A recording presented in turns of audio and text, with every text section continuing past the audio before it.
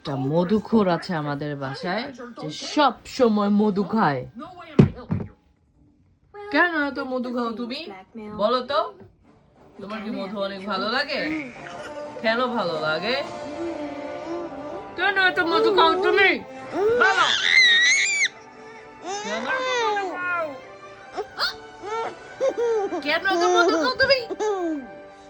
বলেছি না, তো মধু খেও না, পেটে সমস্যা হয়ে যাবে। কোনো কিছু বেশি বেশি খাওয়া ভালো নয়। ওকে ওকে ওকে ওকে ওকে মাই গার্ল। তুমি কেন এত মধু খাও বলো? আজকে সারাদিনে কোনো মধু খাবে না। ওকে ওকে ওকে ওকে ওকে ওকে ওকে ওকে